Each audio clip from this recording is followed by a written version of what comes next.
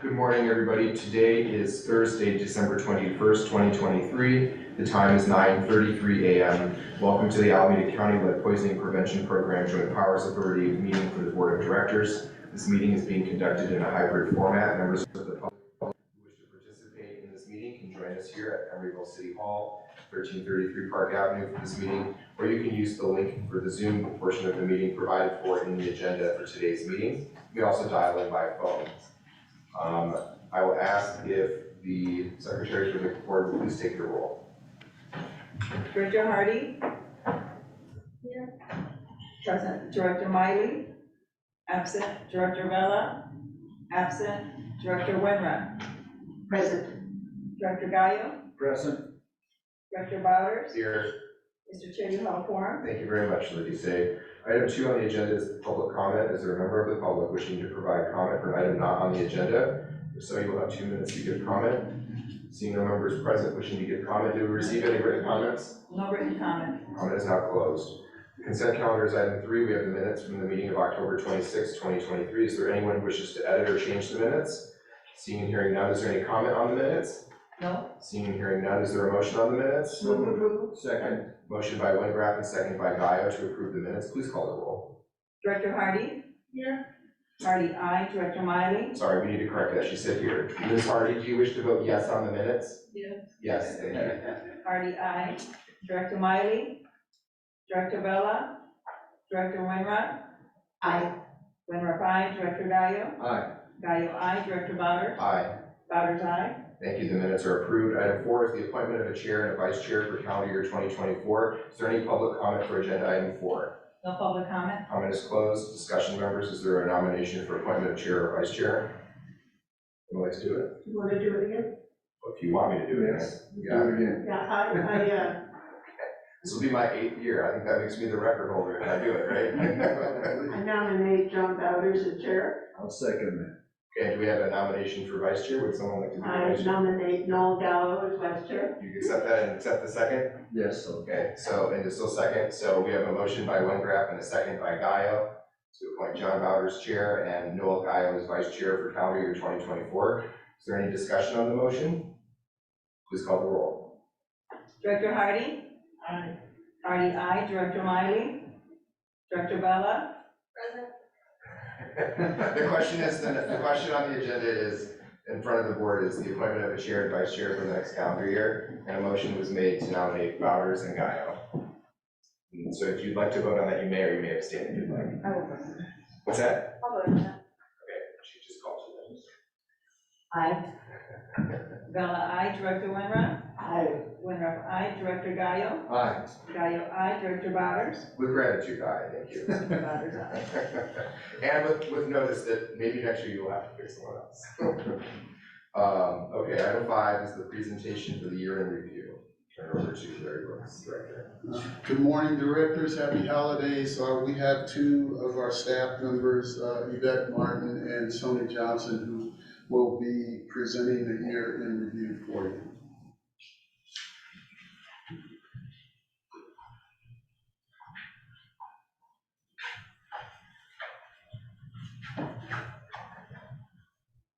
Good morning.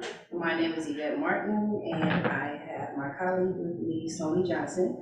And this morning, I will be sharing information about our year-end review at Can you be a little closer to the microphone so we can hear you? That's better. That's perfect. Do I need to start over? You don't need to, I just noticed that a couple people were having a hard time hearing, so if you want to use the mic, that'd be great. And you can pull it towards you. Oh, okay. There you Thank you. This will be our year-end review at Alameda County Healthy Homes. Some information I will share with you today. Next slide. Today, this will be our objective. Our objective will be sharing information we have about raising awareness, build trust, educate and inform the targeted community, increase their knowledge, and mobilize support. So what we've learned within the last 3 years, it's been COVID, so it's been really hard to reach out to the community. Now things are opening up. People are more engaged. We're able to engage with them as well, share, basically reintroduce ourselves to the broader community.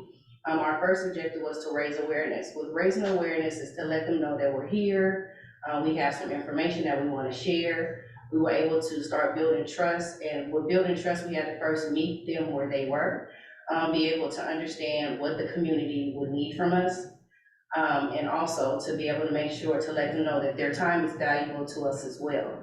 As we educated and informed the target community, we were able to basically host listening sessions to get the information, to hear what the community wanted to hear, what they needed, what their needs was, what some of their concerns. And in doing so, we were able to increase their knowledge, take the information that they gave to us, bring it back to them, and be able to have some resources, educate them on the things that they had concerns on. Next slide. Here you will see our event highlights. These are some of the people that we collaborated throughout the year. Here we have the highlights. We were invited to the A Spotlight for the partner game. We participated in the Everett Trade Show, our Castro Valley Fall Fest, and also our East Bay Housing Association. This was a Faith and Justice breakfast. Next slide, please. Here's our partnership and collaborations. These are our private companies as well as school district. We increased our partnership with our government entities. With our government entities, we have learned that they look at us as experts in this field. We have been asked to be panelists, technical advisors, and we've also have established ourselves as being experts. Next slide, please. Okay, so this will be our conduct a needs assessment, craft and refine the messages, identify, and also to know your issue. So with the conduct a needs assessment, that's where we hosted our listening sessions. With the listening sessions, we were able to get the information from different parts of the community so that we can understand what they needed and what they wanted to hear more of. We would do several events, but each community had different needs, so we were able to take that information during the listening sessions and be able to come back and provide them with the items and the information that they needed.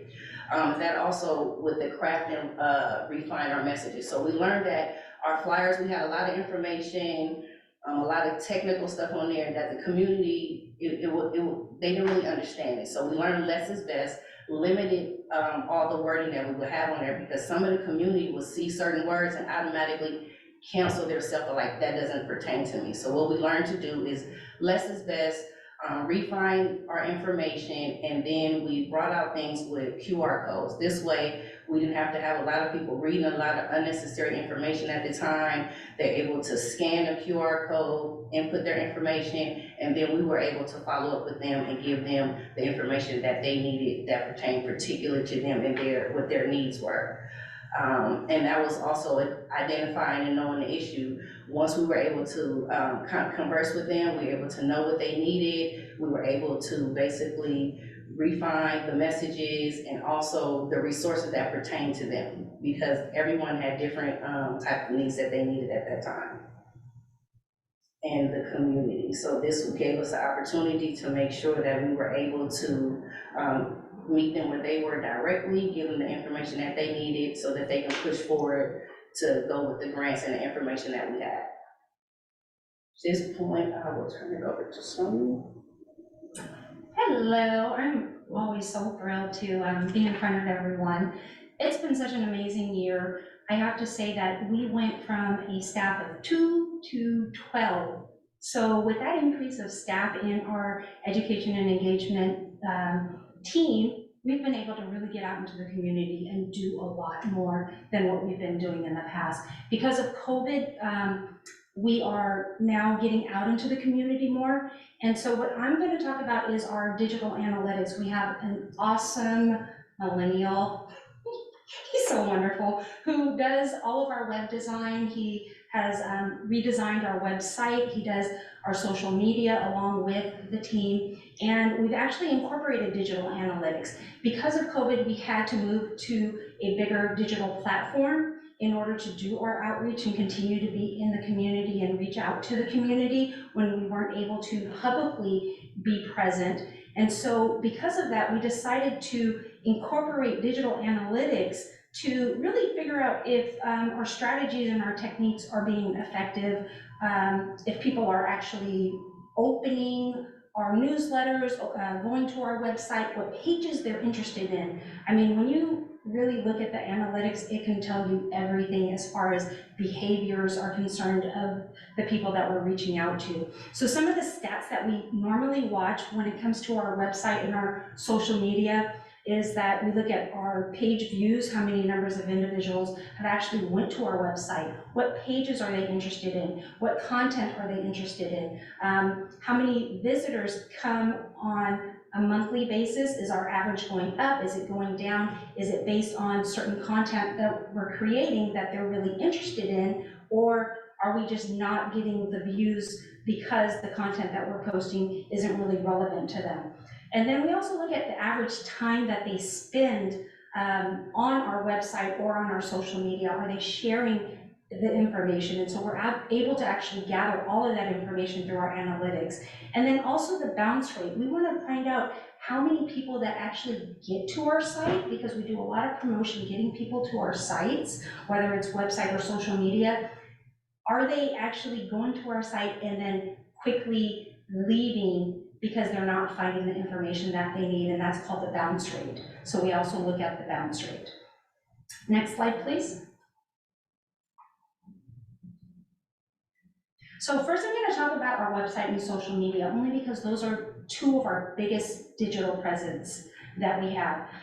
When it comes to our website, we did a mass improvement and redesign of our website. We're restricted with certain county templates, so we couldn't be too groovy and savvy. But within those templates, we were able to make it more easily navigatable, or so that people could navigate it more easily. We also added newsletters and blog pages, as well as videos and visuals. We've realized that people just don't want to read a lot of words. They would rather click on a video and get the information that they need.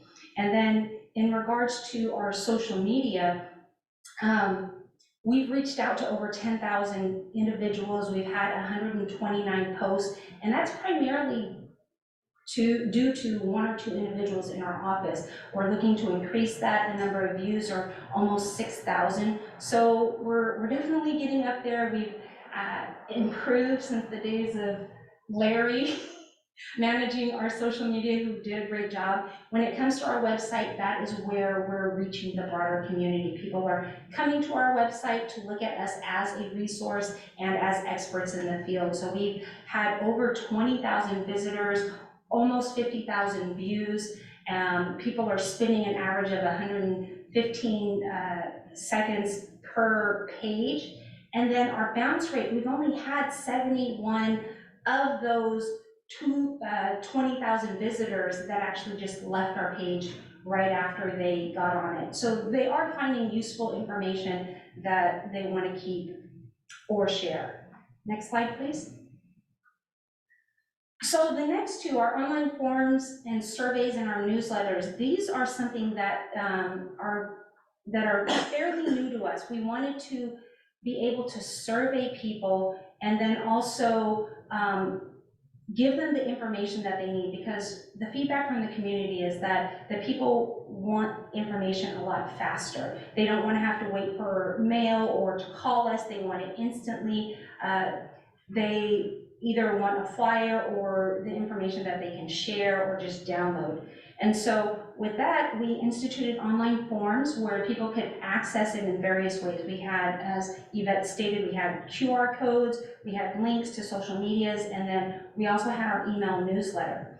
As of date, we've had over 700 forms that were completed online, and a lot of these forms were to get information about our grants or even some of the giveaways that we have, just so that we can build our subscriber base for our newsletters, and it's been very effective.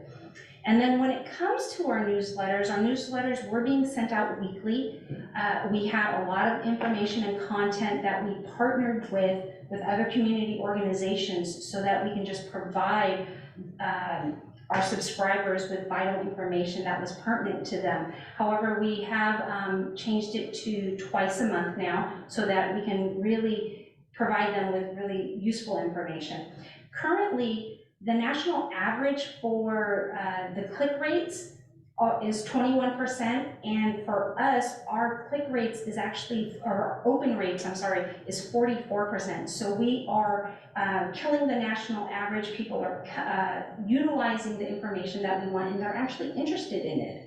And so also the click rates, once they open the emails or our links, they're actually clicking onto some of our services to learn more about that. The national average is 2%. Our average currently is 4%, and we're working on increasing that as well. But again, we're killing the national average.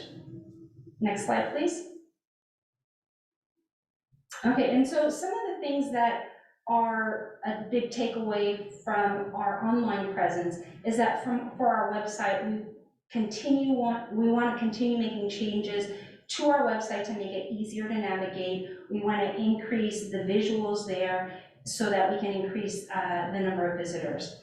For our social media, we want to incorporate more videos. And what we've found out is that people, for some reason, like videos that incorporate our staff or involve our staff. So we're trying to talk our staff into doing more videos because they like to put a face to the organization so that we seem real, that we seem relatable. And so that's been going really well. And then for our newsletters, it's our strongest form of communication currently. We have a large number of subscribers, and then what we're going to be doing again is doing it either every month or every other month so that we can really increase our content there. Next slide, please. Next one after that. All right, so looking forward to 2024, we're at the end of the year. We had a really robust year. We were out in the community. We did over 20 community events throughout the county. So as things are opening up, we're making sure that we have a presence in the community. We're going to continue that presence so that we can, as Yvette said, build relationships and build trust. It's really important to us. When it comes to our digital media, we want to definitely create more videos and build a bigger library, because what we're trying to do and what we're aiming to do is to compete on the national level so that we are the resource nationally that people are going to go to look for any type of information that's health or housing related. So again, we want to be that trusted resource hub. So if anyone has questions, they know to come to the Healthy Homes Department. For community outreach, again, our visibility is really vital, especially since the community has started to open up. We want to increase our general awareness of the department. We found out that people, again, weren't aware that we exist and what services that we have to offer. A lot of people are under the misconception that they may not qualify for services, even though our grants do have income qualifications just for being a CSA resident or property owner. There are free services available to them. And so that's one of the vital pieces of information in 2024 that we are going to be working to get out into the community. And then we're also going to be doing some needs assessments in critical communities to ensure that we have the services that can meet their needs. And then finally, partnerships. Throughout COVID, we realized how vital partnerships are. And so not only are we seen and asked by partners to become technical experts in different fields as panelists nationally at different conferences, but local organizations and agencies such as the EPA, DTSC, Toxics, they're always coming to us to deal with community issues when it comes to environmental health. And so that is another area that we're going to be increasing our presence in 2024. And then our goal is to offer a more holistic solution to our residents, not just by providing them with lead poisoning prevention information, but holistically how health and housing are intersected and what they can do to protect their families.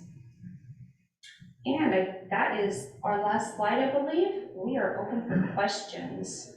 Thank you. First, I'll call for public comments. Is there any member of the public wishing to comment on item number 5? No comment? Comments closed. Members wish to discuss or ask questions? Director Guy. Are these slides gonna be made available to us? Yes, we can definitely. show them with you. That's okay, so we can reach out. Thank you. Director McGrath. Yeah, could you add my name and address to the newsletter list? Oh, we would love to. That's everyone's. Because that way I can push it out to my constituents. Oh, definitely.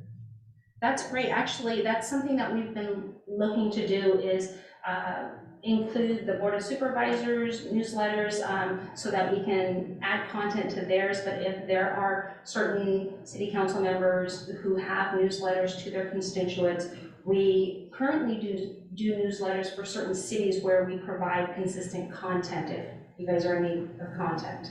We have articles, we have ads, so we can kind of supply whatever your needs are.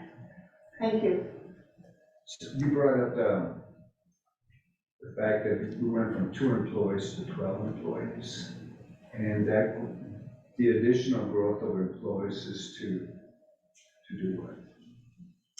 To be out there in the community, and so we added, 2 community outreach workers, 2 additional community outreach workers. So we have community outreach workers on our health side that also do outreach, and then also on our housing side that does outreach as well. And then we have 2 people that specifically only do outreach on the education team. And so with that, we're incorporating and we're able to get out more into the community with partnerships, with presentations. We're in the hospitals doing presentations, we're in the child care centers.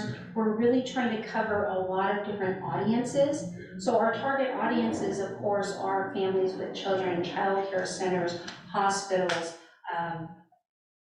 public entities. We're starting to move into private businesses such as Lowe's and Ace Hardware. Definitely other partners, rental property owners, we're increasing our presence there. So to have 2 people try to cover the whole county has been difficult, but we definitely increased our capacity for that, and it's allowed us to be out there more. Okay, so Director Gallo, Yes. if I may expand on that, what you are observing is pretty much the evolution of the Healthy Homes Department going back to 2017 when we lost a lot of staff because of grants that we ran out of. And actually, I was told that there was some thought being given to us receiving general fund support in order to make up that deficit. That did not happen, but in 2019, we ended up with the lead paint settlement. And so what you see now is the results of some of that funding, as well as some increases in funding that we got from the state child lead poisoning prevention branch, which has now allowed us to expand and become more effective. This also speaks to the need for us to get a hold of the city of Oakland's lead settlement funding so that we can do an even better job. Because as Sony said, they're killing it now. But back in 2017, I was the social media guy, primarily because I was working late at night doing social media as the president of the African American Alumni Association for Cal State East Bay, and then as a member of the board of directors for the Closing the Gap, which provides scholarships for minority students trying to go to college. And so in between doing that, Facebook and Twitter and Instagram and all this other stuff, I was trying to do Healthy Homes, and that wasn't working very well. So I'm really excited about the work that has been done the last few years as we've been able to expand and add additional staff. So for Healthy Home Services, for the year 2024, our administrative budget has increased. But then the other one that I'd like to know, what about the community service to be delivered, the investment, the return to the neighbors? Can you also share with us what's the difference from 2023 to 2024 coming year? And also, you know, the role of the city of Oakland. I mean, want to make sure the relationships are one Absolutely. So when it comes to the investment that's been made, we have to look at the services that we offer and what some of our goals are. One of our broad goals is for general education of the public. And so that's throughout Alameda County to educate them on the dangers of lead poisoning and healthy homes issues. And so with that, it's just really having the residents know that we exist so that they know what services are available. The services is how we actually track the return on investment. Who is applying for our services? Who is inquiring for our services? Currently, we're in the process of revamping the CSA services. We currently have our in-home consultations. So once we started that back up this year, we had a really good influx of applications coming in and people wanting expert staff to come into their home and actually help them identify what some hazards were, and then determining what type of resources are available to them. Because there is I guess there's a gap of incomes with the Bay Area having a higher median income. A lot of our CSA property owners don't qualify for the grants that we have. So we're developing a lot of DIY services as well as partnerships like with Lowe's or Home Depot or Ace Hardware to provide either discounts or additional information where they can access information so that they can work on their properties themselves, because we are pretty limited when it comes to income bar grants. The other one is our trainings. We have trainings for people that need to work on their property that is not receiving people that are receiving compensation. They have to have a minimum one-day training, which is called the RRP, Renovate, Paint and Repair. And that's through an EPA program, and so we provide that training for free to CSA property owners. That one has been utilized as well. We're going to continue to offer that not only to residents but to their work crews that work on their properties. Some of the other ones, we have the DIY bucket. We need to come up with a snazzy name, so we might ask you guys for some help. But again, those property owners that don't qualify for some of the grants that we have available, we want to provide a kit to them so that they can actually safely do their work, that they're protecting their families, they're protecting themselves, they're not spreading dust around. And so we're taking those kits to the in-home consultations, and that has worked well. We've gotten really good feedback on that service.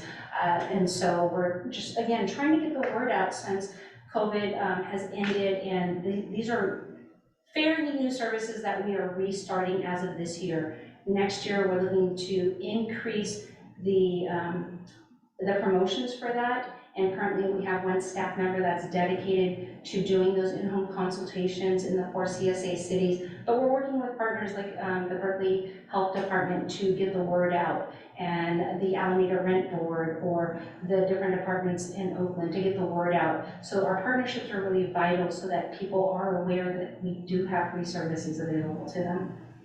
One of the areas, and I'll turn it over to my colleagues here, that I really value, that Mr. Brooks made a big difference, is training and educating our high school students. Yes. Because they're the ones that took that information home. Because mom and dad, don't have the money to do this. We grew up in a different setting, but the high school students are the ones that are advocating, pushing it to make sure that the environment that they're in is clean and safe. So I thank you, and I hope we continue to deal with our high school students, because they take that information. Absolutely. Thank you. Others with additional questions or comments? I want to thank you for the presentation, all the work you've done over the year. Obviously, a lot of growth for the department and your division. We look forward to all the updates from the coming year as well. Thank you. Thank you. Item 6 is the monthly report. It's been provided for you on the dais members. Is there anybody who has questions about the monthly report? I have one question, which is related to assessments and interventions. Just recognizing that we're essentially at the 50% mark for the calendar year, fiscal year, and we're significantly, I would say, behind where we had tracked to be on assessments. Just curious if that's due to any factors or things that you want to share, or if you have a reason to believe it'll change in the next 6 A months. couple of things that I may add is, some of the contracts for those, assessments, for example, the minor home repair, contract with the city of Oakland, the approval of the contract was delayed. It was supposed to start in July, and I believe it just got signed off or approved in November. The other thing is that, qualifying for some of these services, it's been a challenge trying to get client information to qualify for these services. So we've been doing a lot of outreach and a lot of follow-up with the clients to submit their paperwork so that we're able to conduct these assessments. So then that's part of the lead hazard control program as well. Those are some of the issues that we have been encountering that, it's sometimes the property owners or the clients don't follow through with the entire process. Others who have questions or comment? Is there any public comment on this item? No public comment. Is there any further discussion? Okay, that concludes item 6. Item 7 is future agenda items. Are there any members here who would like to request a future agenda item? Yes, just for information, Mr. Brooks, and you and I can go ahead and sit and get that information, work on that. I just want to know what our investment or our assistance to different cities in the county, what does that look like? For 2024, like the city of Oakland, just to be informed, what does it look like for Berkeley and Castro Valley and so forth? So in terms of the community outreach that Sony and Yvette discussed, a lot of that does involve coordination and working with the various cities and their staff. And in fact, I've spoken with our own agency, Department of Housing Community Development, that has a monthly meeting with all of the cities' community development departments. And so we sit in on those meetings and we have discussions with them about the work that we're doing and how we can partner through the California Healthy Housing Coalition. We also get to meet with representatives from other cities that participate in the coalition. And then, of course, as Sonia and Yvette talked about, our training, one-day training in EPA renovation, repair, painting, those certification trainings, not only are they offered to our CSA property owners and to their work crews, but we also have been offering that training to code enforcement officers and building inspectors. And so that has really led to some great things being done. I think I've talked before about how City of Oakland has now passed an ordinance that requires building permits for any kind of work done on a pre-1978 home. So through those efforts, we're coordinating a lot of our lead poisoning prevention work with various city staff throughout the county. Yeah, so, if when it comes to the city of Oakland, if you do schedule those meetings, I would welcome an invitation to that, just so that we're more productive and follow through. And because, the relationship between county and cities is a little different sometimes, from public safety to this effort. Correct. And anyway, so just, make me aware, let me know the time we're meeting. I'd like to join. Thank you. Thank you. Then with that said, I must admit that our meetings with the city staff that is supposed to be part of the negotiations for the, $14 million that is supposed to be spent in the city of Oakland, lead settlement funds, those meetings have stalled. And we've reached out several times and gotten no reply. We have not met with them since July. And that meeting in July was the first meeting that we had since October of 2021, I believe, when city staff did a presentation to all of you about their race and equity impact analysis and how they were going to utilize that report to come up with a plan for how the money would be spent and then come back to the county and present it. So definitely could use your help there. Thank you. Make sure that, at least I get advised or informed when the meeting is. We're going through a lot of changes, and we need all the help we can get. at the street level. So, thank you for that information. Anyone with a future agenda request? Okay. Announcements by members of the board.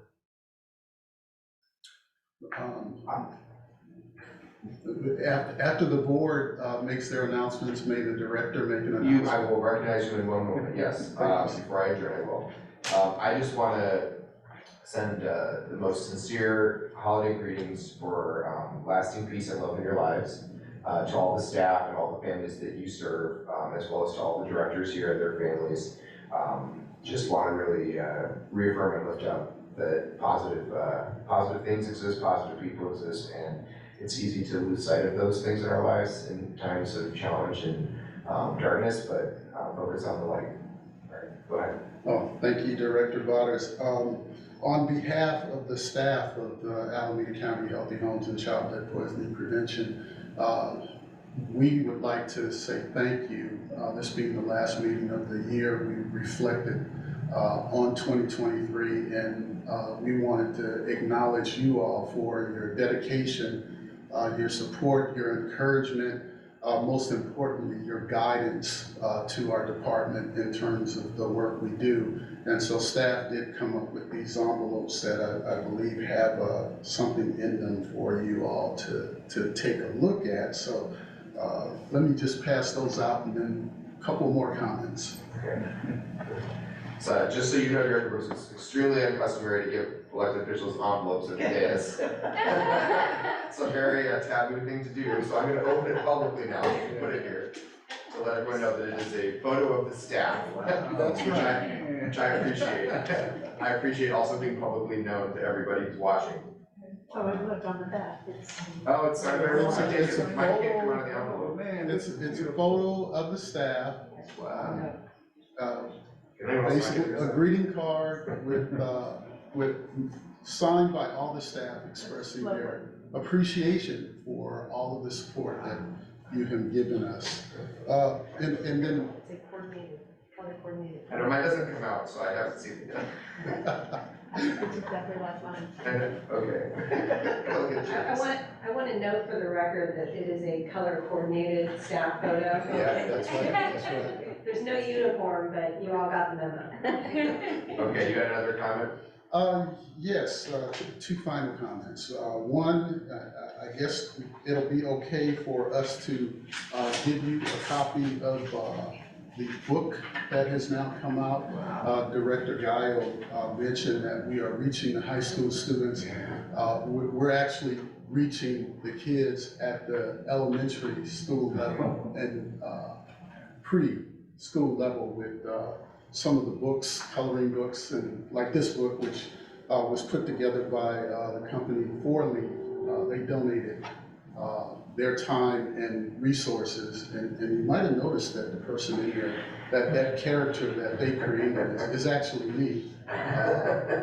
And we want to be able to make sure that you all have a copy of this book, so I guess that's an acceptable gift to the JPA. We will check the valuation of it, it's a market value, and we will determine if it's acceptable, yes. Okay, and then my last comment, speaking personally, since I spoke on behalf of the whole staff, I would like to personally just thank you all and just mention that I do recognize that this time next year, I'm going to probably have almost an entirely new JPA board, Director Wingraff, Director Vela.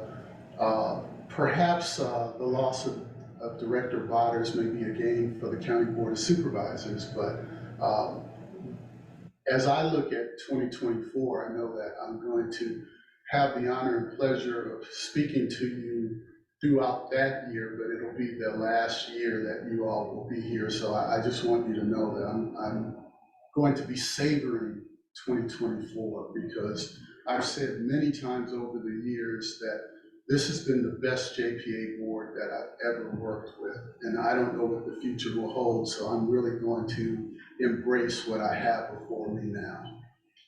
So thank you. We thank you for that comment, it's very nice. Sure you don't want to be police chief, you're still. Officer McFeely right here. All right, Any final comments? I just wanna wish, Oh, it's all right. that's okay, go for Happy it. holidays to all of you, Merry Christmas, Feliz Navidad. Feliz Navidades, And todos. enjoy the holidays. Thank you. Yes. Okay, I'm good. Hey, can we get a picture together? since we're- Actually, I was gonna just Okay. suggest, that if we have, April, do you have the ability to do that for us? You're like a professional at this stuff. What I'll do is I'll actually do what we do at Emeryville, which is I'll flip the monitors down for you, just lay them on their face gently if you like. And we can all just slightly slide in behind the dais and we can take a photo. So, 10:13. Okay. So just take them like this and just put them on their face.